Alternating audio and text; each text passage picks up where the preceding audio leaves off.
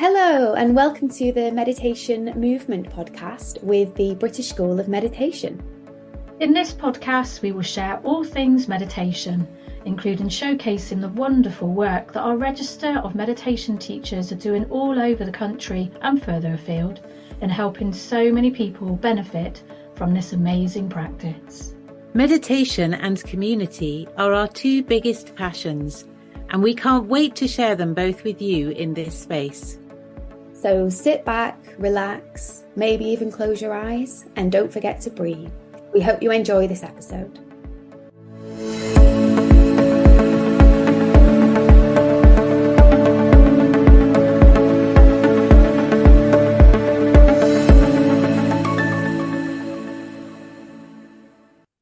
Hi everybody, this is Catherine from the British School of Meditation, and welcome to this latest episode of the Meditation Movement podcast. I am delighted to be here today with Janine from the Mindfulness Collection, and I'm going to have a lovely conversation with Janine about all of her amazing classes and teachings and her background into meditation. So hi Janine, welcome. Thank you very much for having me. You're very welcome. Thanks for joining us. So Janine trained in 2022 on the meditation teacher training course, and since this time you've been doing a lot with your qualification, which I'm really excited to learn more about. Before we go into the details of your teachings and what you're doing now with the Mindfulness Collection, Janine. Can you tell us a bit about your own background into meditation? So, how did you get into meditation? What's your journey been like? Yeah, I think the interesting for me, and this is my take on meditation as well, is that meditation is absolutely a journey that keeps evolving with you based on where you are at that time. So in hindsight, I've actually been meditating since my early 20s. I just didn't know that that's what I was doing. We've got such a preconceived idea of what meditation looks like, what it should sound like, etc. But really it's just that focus and concentration on whatever your intention is for that session. So, yes, from my early 20s, I've been practicing meditation and sort of quiet time within my belief system. And then when we immigrated to the UK 2 years ago, I was really on a quest to deepen my own spiritual journey. So I would say about 2 years before that, so around 2020, I really started just being more open to the idea of meditation. Yes, and that's when I wanted to pursue it, understand how to do it. And that's why I joined the British School of Meditation and just absolutely loved it from there. It's just my practice has just been growing and deepening. Wonderful, wonderful. So can you tell us a little bit about what your practice entails now? Like, what does your meditation practice look like for you? Whether I know it might be different per day, but can you give us a general overview? Yes, absolutely. So I think one of the things is I've learned how to be flexible within my meditation practice because life happens. That's our reality. It would be a lot easier if we could go live in the mountains and just meditate every day. So the routine that I try and establish for myself is a morning meditation practice, but I also do enjoy an evening practice, for different reasons. The morning meditation just sort of starts my day. I really sit in open awareness. I also chat to sort of God and, all of that.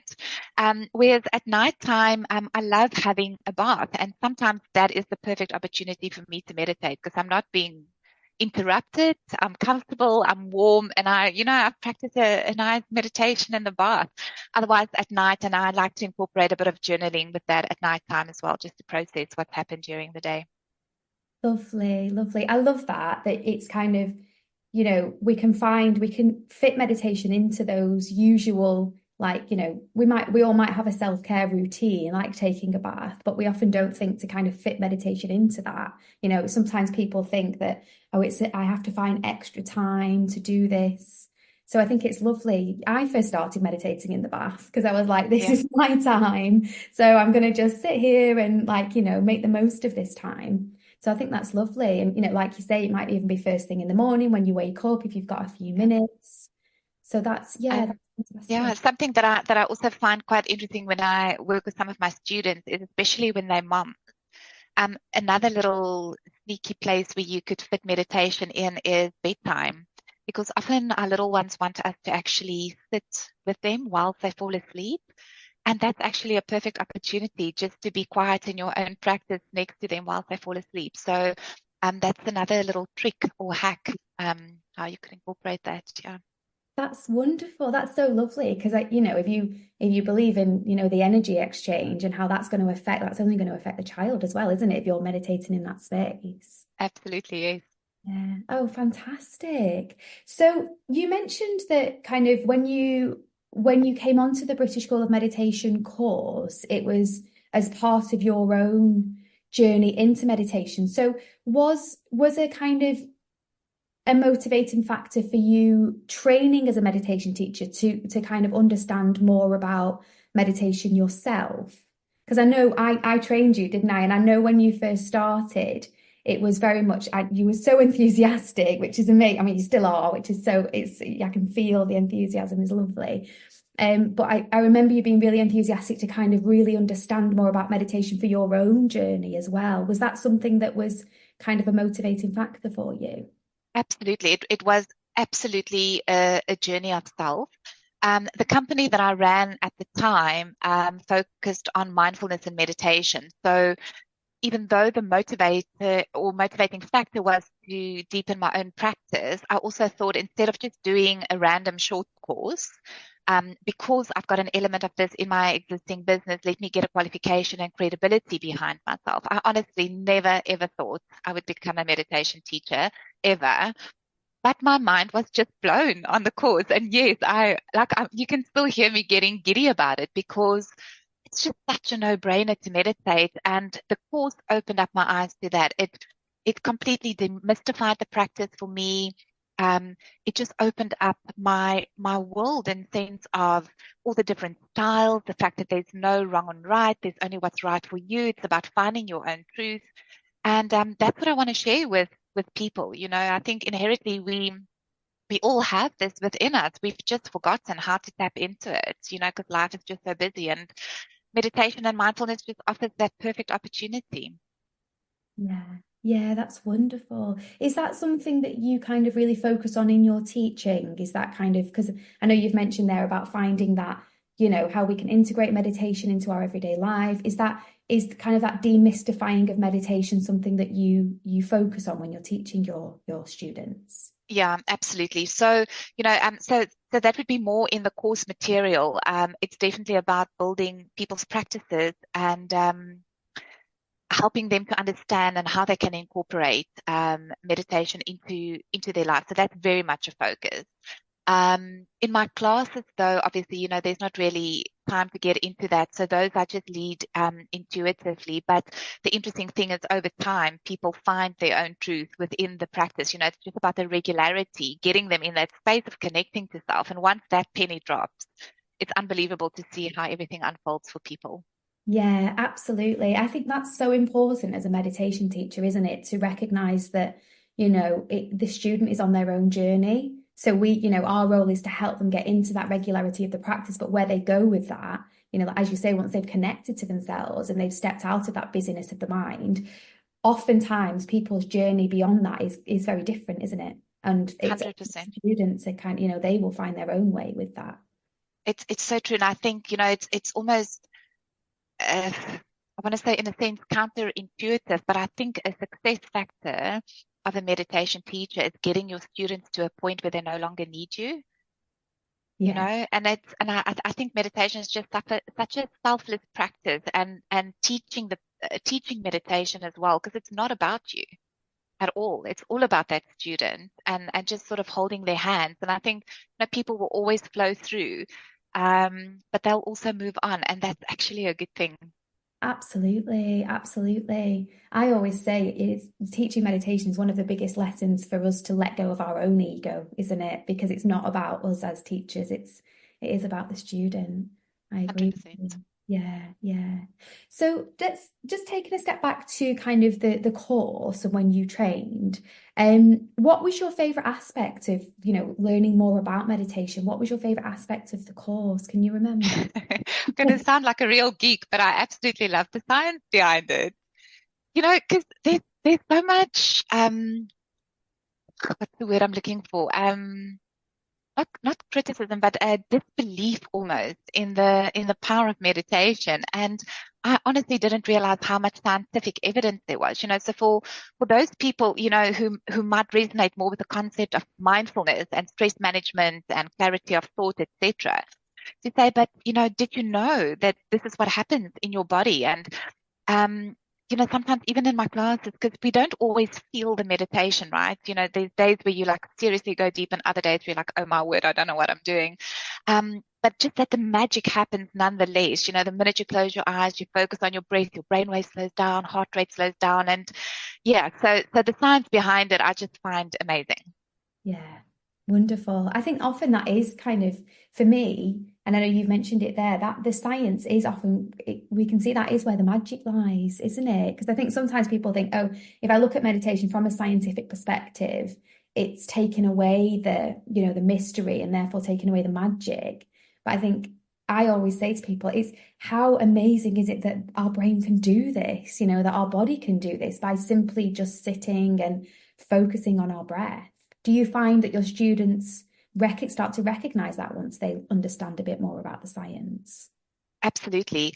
And like you say, some people don't necessarily want to go into the science per se, where others do. But the thing you can't get away from is you can actually feel the systems within your body changing. So that is proof enough. And I just want to add, to what you're saying now, where our bodies are actually meant to do this. It's something I'm so passionate about as well, because we are self-regenerating beings. Our bodies, we've got cell regeneration, wound healing. If we just get ourselves into a state of rest and relaxation, which is actually our natural state of being, our bodies can do what it needs to do. And in that state of calm, if you do want to take your practice deeper, you absolutely can do that. But you can't do that when you are so overwhelmed with life happening around you. Yeah, absolutely. I agree. You're getting into that healing state, aren't you? And because otherwise we're going around living our lives with, on a treadmill that is, sometimes 100 miles an hour, and we don't take that time to just stop and allow ourselves to get into that state, do we? Unless we're going to sleep. And oftentimes, we can't get to that state even when we're going to sleep. So meditation is fantastic for that. So true. Yeah, I think we've started believing that living in that fight or flight is the natural state, and it's not. Yeah, I agree. So can you tell us a bit more about your work now in teaching meditation? So once you qualified on the course in 2023, how have you integrated it into your kind of your business, the Mindfulness Collective? So can you tell us a bit more about what the Mindfulness Collective is and how meditation kind of sits within that? Yeah, absolutely. I thought about the name, because when I came up with the name, the Mindfulness Collection, I didn't really overthink it per se. And I was now thinking, well, how does it actually translate to what I'm doing? And it's absolutely perfect, because it's just a collection of mindfulness services. So one of the services I offer is full body massage. Not sports massage or anything like that. It's about getting people into a deep state of relaxation so that their bodies can facilitate the healing and the shift. So for me, essentially, it's about meeting people where they are at. Some resonate with the concept of meditation. Some don't, but they are comfortable with mindfulness. Others are not comfortable with either, but they quite enjoy the idea of having a massage and just the power of touch on their bodies. So for me, it's about understanding where that particular individual is at in their journey, and then being able to step up and hold space for them so that they may reach that deep state of relaxation and ultimately healing and shift that they need. So I incorporate meditation and mindfulness into my massage therapy. So the first step is to help people just understand very briefly what it means to be mindful, how to relax their bodies, and then we go into the massage. But from a meditation point of view, I do one-to-one coaching. I run various courses and workshops just to keep it fun and interesting for people to learn more about the practices. That's fantastic. So I know your business is based in, you're in Sevenoaks in Kent, and that's where your business is based. Do you do any work online? Yeah, so all the meditation and mindfulness work happens online, whereas the massage is local to where I'm based. One of the things I've also done is created a membership, which is completely digital, if I can put it that way. You know, you have access to a meditation library, so you can meditate whenever you want to. But I also run an online meditation class on a Wednesday night, and I just think it's so nice to almost make a date with yourself every Wednesday, just to reconnect and sort of recalibrate after halfway through the week, see what's going on for you. Amazing. So we'll come to the membership in a second. I just kind of want to touch on those 3 points. So the mindful, the meditation and massage, because I think that is often a combination that people don't put together, but it can be really profound, can't it? You know, if we're combining that body work with, you know, the ability to calm our mind, and also the Wednesday classes and the membership. So let's start with the massage, just going a little bit deeper with that. Do you find that kind of those people that choose to practice meditation within the massage, that they are able to kind of go deeper? Do you feel that they get any more out of the session with you? Do you find there's a difference? There's absolutely a difference. I don't know if you practice mindfulness and meditation, but my experience and most people's experience with massage is it takes you almost 3/4 of the massage to get to the point where you relax. And just as you relax, the massage is over. The power of incorporating mindfulness and meditation at the beginning of the massage is that even before I put my hands on your body, you're already in a state of relaxation, just because we're saying for a minute, just park everything on your to-do list, focus your thoughts on the present moment, hear the music, feel my hands, connect with self, feel your breath. That means that they get a full 60 minutes of deep relaxation whilst the massage is taking place. So it definitely puts the clients into relaxation mode a lot quicker.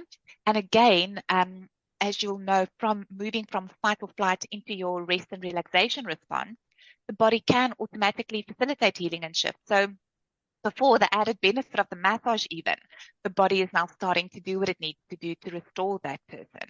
So absolutely, I think it's very profound. Yeah. Wonderful. Yeah, I completely resonate. I know myself, like if I go for a massage, it takes me a while, because when your body is tense, when you're holding a lot of tension, you know, and I meditate every day, but we still hold that tension in our body. But when you're releasing that, if you haven't meditated before, it takes you a while to get into that state, doesn't it? And then you're finally thinking, oh, I'm nice and relaxed now, but then then it's finished. So I think that's a lovely combination. Yeah. And it's almost to your point earlier of finding those little moments in day-to-day living where you can incorporate mindfulness and meditation. You know, you won't necessarily think to use a massage as a meditation opportunity unless you're sort of exposed to it. And then it makes complete sense. Yeah, absolutely. Absolutely. That's wonderful. So could you tell us, kind of moving more into the kind of solely meditation side of your work, with your Wednesday evening classes, what do you focus on with those? What kind of meditations do you deliver? What do the classes look like? Yeah. So for people in our time zone, we call this our deep sleep meditation class. And the whole idea is that it happens at 9 o'clock at night, from 9 to 9:30. Everybody jumps into their PJs, get into bed, dim the light, light a candle. Computer screens are off just because most people are in their pajamas. And we just facilitate a deep healing and relaxation at that time.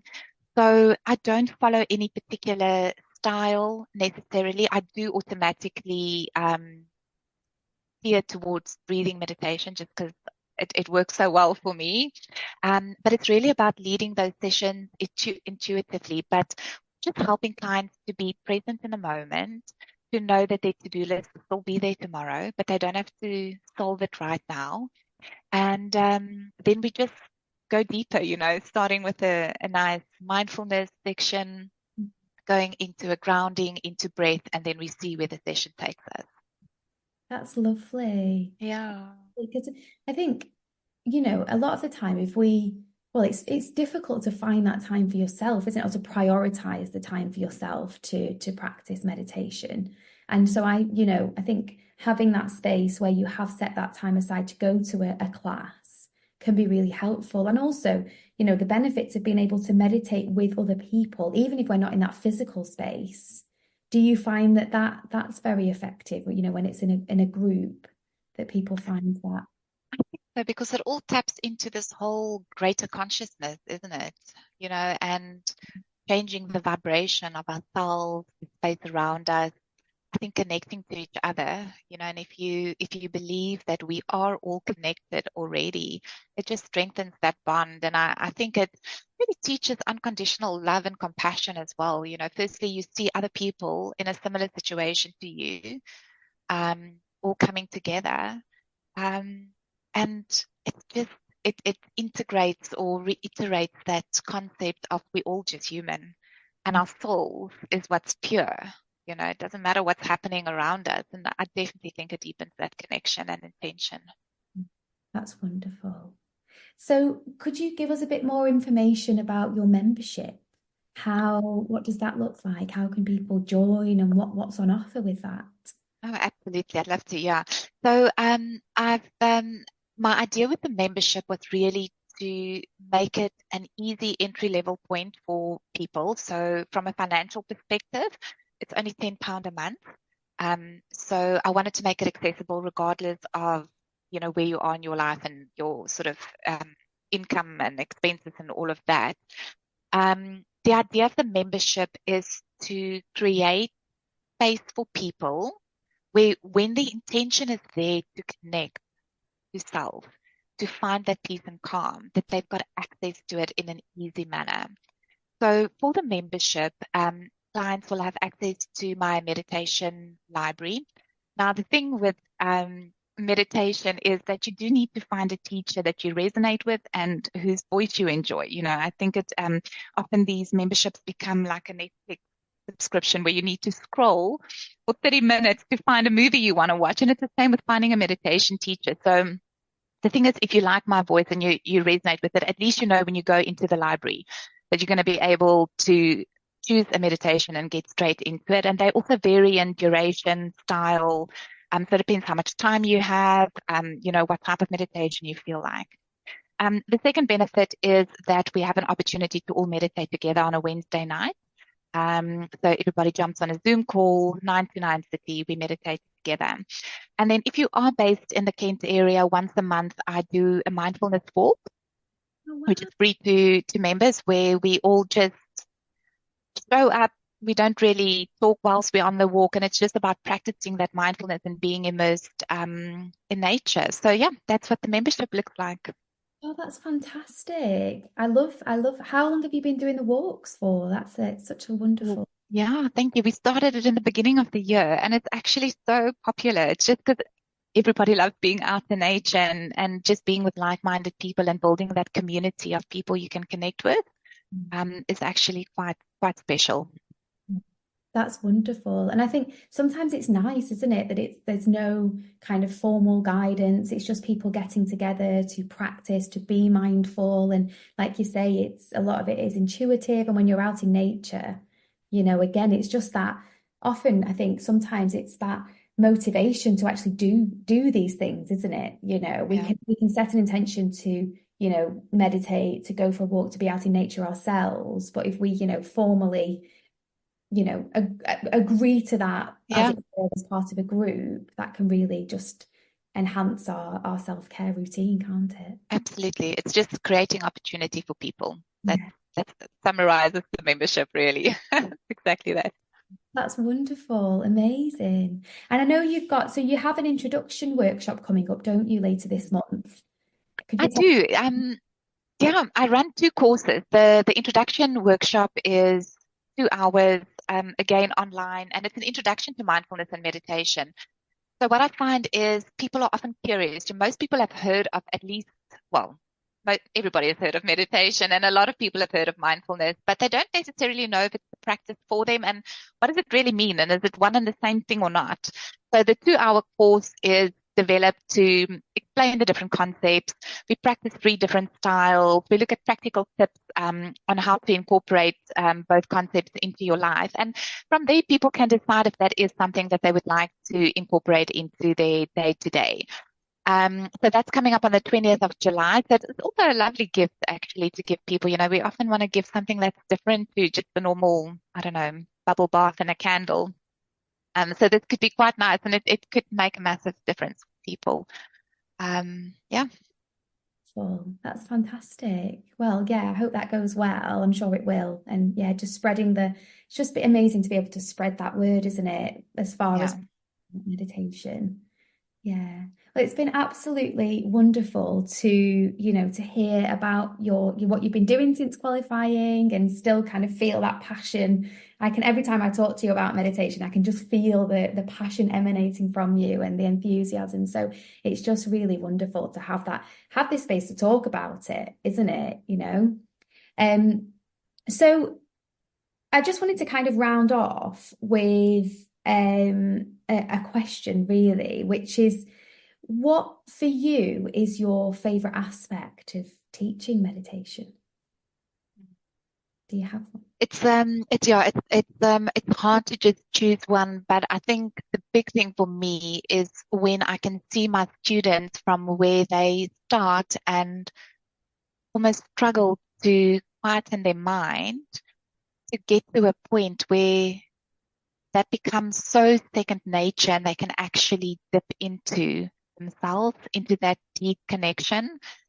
And you can just see when that penny drops, when they start realizing there's so much more just within themselves, around themselves. That peace and calm and that happiness just sort of starts oozing out of them. That for me is, hands down the most rewarding. Fabulous. I'm going to just follow that up with another question, if you don't mind, maybe putting you on the spot here, but I'm sure you'll have some wonderful words of wisdom to offer. Following on from that, if you were to give advice, or if you give advice to people who are new to meditation, to help them, stay with the practice, as we've said, get into that routine, what advice would you give? I would say it's important to understand that it's about the frequency rather than the duration. So start with little bite-sized chunks, like start 5 minutes, but do 5 minutes every day.